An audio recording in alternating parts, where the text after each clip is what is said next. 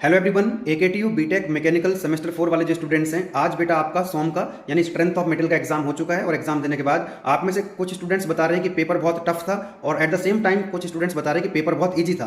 कारण आपको मैं बताता हूं। देखिए, जो स्टूडेंट्स रेगुलर थोड़ी थोड़ी पढ़ाई करते रहते हैं वो डेरिवेशन भी करते हैं, थ्योरी भी करते हैं और न्यूमेरिकल भी प्रैक्टिस करते हैं। तो क्योंकि न्यूमेरिकल थे, कराए हुए न्यूमेरिकल थे, तो जिन बच्चों ने न्यूमेरिकल कर रखे थे तो उनके लिए पेपर बहुत आसान रहा होगा। क्योंकि देखिए, न्यूमेरिकल तो ऐसा होता है ना, जिसको आता है तो बहुत आसान है और जिसको नहीं आता है तो बहुत टफ लगता है। बिल्कुल मैथमेटिक्स की तरह कि भाई मैथमेटिक्स जो है अगर आपको समझ में आ रहा है तो बहुत अच्छा है, और आप प्रैक्टिस कर रहे हैं और आपको समझ में नहीं आ रहा मैथमेटिक्स, आप प्रैक्टिस नहीं करें तो आपको वही टफ लगने लगता है। और जो स्टूडेंट्स लास्ट मोमेंट में पढ़ते हैं, केवल थ्योरी पढ़ते हैं, गिने चुने डेरिवेशन करके जाते हैं, तो वास्तव में उनको ये पेपर टफ लगा होगा। क्योंकि न्यूमेरिकल जो बच्चे नहीं करके गए होंगे और न्यूमेरिकल ज्यादा पूछे गए हैं, हालांकि फॉर्मूला बेस्ड न्यूमेरिकल है, डायरेक्ट फॉर्मूला यूज कर सकते थे कई न्यूमेरिकल में आप लोग जो है।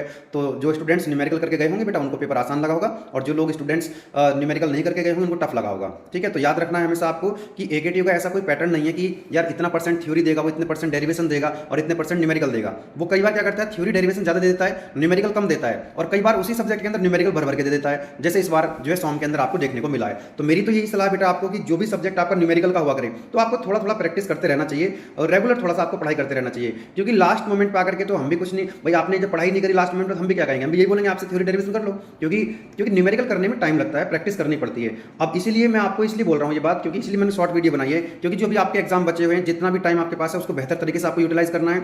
और जब आप थर्ड ईयर में जाएंगे तो थर्ड ईयर में ऐसे कई सब्जेक्ट्स हैं जहां पर न्यूमेरिकल काफ़ी ज़्यादा हैं, तो आपको उन सब्जेक्ट्स को थोड़ा सा रेगुलर पढ़ना है, न्यूमेरिकल भी करने हैं। अब देखिए क्या होगा, जो बच्चे न्यूमेरिकल करके नहीं गए होंगे तो उनको दोबारा से पेपर भी देना पड़ सकता है। हम तो चाहेंगे कि सभी बच्चे जो है पास हो जाएं, भले कुछ के नंबर कम रह जाएं लेकिन पास हो जाएं। जो स्टूडेंट्स न्यूमेरिकल करके गए होंगे तो हो सकता है कि सॉम के अंदर उनके पूरे पूरे मार्क्स भी आते हैं, क्योंकि न्यूमेरिकल सब्जेक्ट्स में यही बात होती है, तो बच्चा फेल भी हो जाता है कई बार, या नंबर आते हैं तो बहुत अच्छे नंबर भी आते हैं। तो इसलिए आपको मैकेनिकल थर्ड ईयर में ध्यान रखना है बेटा, ऐसे कई सब्जेक्ट्स आपको मिलेंगे, न्यूमेरिकल सब्जेक्ट्स रहेंगे, तो वहां पर आपको थ्योरी डेरिवेशन के साथ साथ न्यूमेरिकल भी करने हैं। ठीक है, बाकी जो आपके एग्जाम्स बचे हुए हैं, आपका नेक्स्ट मैन्युफैक्चरिंग का एग्जाम है, मैन्युफैक्चरिंग की तैयारी अच्छे से आप कर लीजिएगा, और उसके बाद एटीडी का एग्जाम है आपका लास्ट, तो दोनों एग्जाम को आपको पूरी मेहनत के साथ देने हैं। थैंक यू, आपको ऑल द बेस्ट।